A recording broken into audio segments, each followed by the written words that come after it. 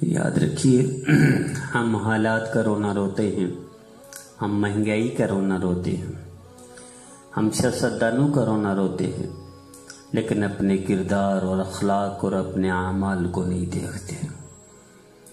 جو چیزیں واضح منع ہیں اس چیز کو کرنے سے اللہ کے رسول کے نافرمان تو ہم خود بنتے ہیں، تو پھر فیصلے ہمارے حق میں کیسے ہوں گے؟ نبی کریم صلی اللہ تعالی علیہ وآلہ وسلم نے ارشاد فرمایا کہ حکام کو گالیاں نہ دو، ان کی صلاحیتوں کے لیے دعا کرو، ان کی بہتری کے لیے دعا کرو، ان کی بہتری میں تمہاری بہتری ہے۔ اگر گالیاں دو گے تو تم خود ہی پسو گے۔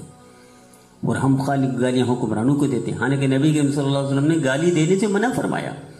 گالی تو خود عام آدمی کو حرام ہے، کافر کو گالی دینا حرام ہے۔ یعنی عجیب بات نہیں کہ ایک شخص نے حجاج بن یوسف کو گالیاں دی تو ایک اللہ والے نے سنا تھا، میاں گالیاں نہ دو، مجھے خوف ہے کہ اگر حجاج مر گیا تو پھر تمہارے اوپر بندر اور سور نہ حکمران بن جائیں، اس لیے اعمالکم اموالکم، تمہارے اعمال جیسے ہوں گے تمہارے اوپر حکمران ایسے لوگ مسلط ہوں گے۔ کما تکونون یعمر علیہ، کہ جیسے تم ہوگے ایسے تمہارے حکمران ہوں گے۔ آج ہمارا پاکستان، ریاست مدینہ کی بات کی جاتی ہے، ریاست مدینہ کیسے بنے گی؟ ریاست مدینہ نبی کریم صلی اللہ علیہ وسلم کی فرما برداری سے بنے گی، فرما برداری والے اعمال کریں گے۔ نبی کریم صلی اللہ علیہ وسلم نے گالی نہیں فرمایا تو ہم گالیاں دیتے ہیں حکمرانوں کو، کہاں حالات ٹھیک ہوں گے؟ نبی کریم صلی اللہ علیہ وسلم نے غیبت کا حکم نہیں دیا، ہم غیبت کرتے ہیں، ہم صبح شام غیبت کریں، صبح شام گالیاں دیں، صبح شام الزام دیں، صبح شام تہمتیں لگائیں، اور پھر ریاست مدینہ بن جائے گی۔ کبھی ریاست مدینہ مل جائے گی۔ ریاست مدینہ بنانے کے لیے ریاست مدینہ بنانے والے اخلاق چاہیے، کردار چاہیے۔ علماء، افسوس کی بات ہے، علماء بھی شامل ہو گئے اس غیبت میں، بہتان میں، الزام میں، گالیوں میں۔ علماء تو وارث تھے انبیاء کے۔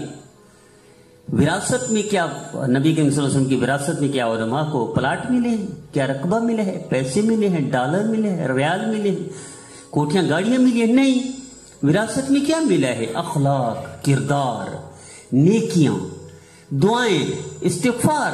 کیا یہ ہم کر رہے ہیں؟ ہم تو اس کو الٹ کر رہے ہیں، تو کیا فیصلے ہمارے حق میں ہوں گے؟ کبھی نہیں ہوں گے قیامت تک کے لیے۔ ساری دنیا کے اولیاء وہ کام کرے جو نبی کریم صلی اللہ علیہ وسلم نے نہیں کیا، ان اولیاء کی بات نہیں سنی جائے گی، ان کی دعائیں قبول نہیں کی جائے گی، ممکن ہی نہیں ان کی دعائیں قبول کیسے قبول ہوگی؟ اللہ کے رسول کی نافرمانی کر کے، گالیاں دے کر، غیبت کر کے، بہتان ترازی کر کے، ہمیں تو چاہیے ہم اصلاح کریں لوگوں کی، کردار بنے لوگوں کا۔ نبی کریم صلی اللہ علیہ وسلم نے اسکول نہیں بنائے، کالج نہیں بنائے، روڈ نہیں بنائے، گالیاں نہیں دی، احتجاج نہیں کیا، روڈ بند نہیں کیا، آگ نہیں لگائی، تربیت کی ہے، اخلاق بنائے، کردار بنائے، وہ تربیت کی، اس تربیت نے قوم کو قوم بنا دیا، ریاست مدینہ کی بنا ڈالی، پوری دنیا پر حکمرانی کر دی۔ اور ہم کیا کرتے ہیں؟ نبی کریم صلی اللہ علیہ وسلم نے شاید فرمایا کہ تمہارے سلاطین، تمہارے بادشاہوں کے دل اللہ کی قبضے میں ہے، تم اللہ سے معاملہ ٹھیک کر لو، اللہ تمہارے بادشاہوں کو ٹھیک کر دے گا۔ ہم بادشاہوں کو گالیاں دیتے ہیں جو گالیاں دینا خود حرام ہے۔ کتنی عجیب بات ہے، گالیاں دینا کتے کی طرح حرام ہے، ہم کتا نہیں کھاتے، گالیاں دیتے ہیں۔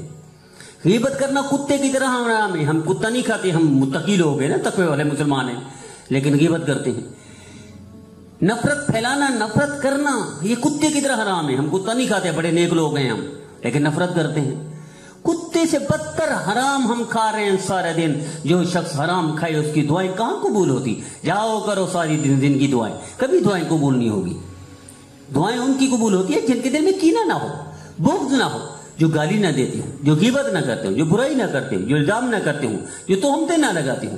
اللہ کے رسول صلی اللہ علیہ وسلم صاف منع فرما رہے کہ تو اللہ کے قبضے میں ہے۔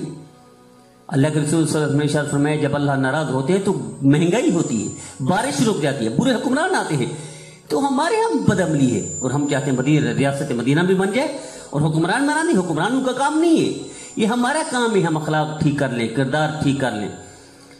جتنا زور ہم لوگوں کو برا ثابت کرنے پہ لگاتے ہیں، اتنا زور ہم اپنے آپ کو ٹھیک کر دیں، اپنی زبان کو ٹھیک کر دیں، اپنی آنکھوں کو ٹھیک کر دیں، اپنے دل کو ٹھیک کر دیں، ریاست مدینہ کی بنیاد پڑ جائے گی۔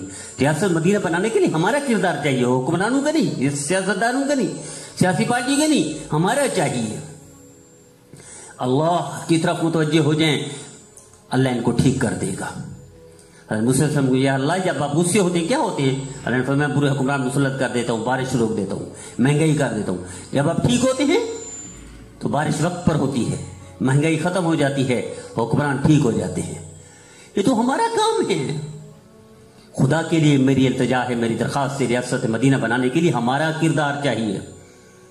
ہم آج سے طے کر لیں کہ کبھی غیبت نہیں کریں گے، کبھی بد نظری نہیں کریں گے، کبھی زنا کی طرف نہیں جائیں گے، کبھی گالی نہیں دیں گے، کبھی مسلمان سے نفرت نہیں کریں گے، کینہ بغض نہیں رکھیں گے، نماز وقت پر پڑھیں گے۔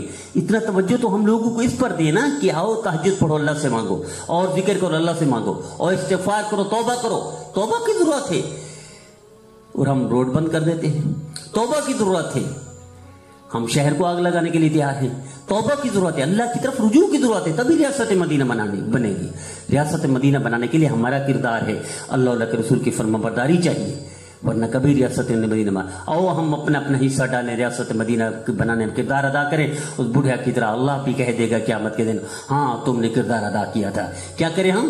زبان کو ٹھیک کر لیں، آنکھوں کو ٹھیک کر لیں، دل کو ٹھیک کر لیں، ہم اپنے آپ کو ٹھیک کر لیں، ایک بے ایمان کم ہو جائے گا، ریاست مدینہ کی بنیاد پڑ جائے گی، یہی ابتدا ہوگی۔ اللہ مجھے بھی، آپ کے، ہم سب کو ریاست مدینہ بنانے کی ابتدا میں شامل فرمائے۔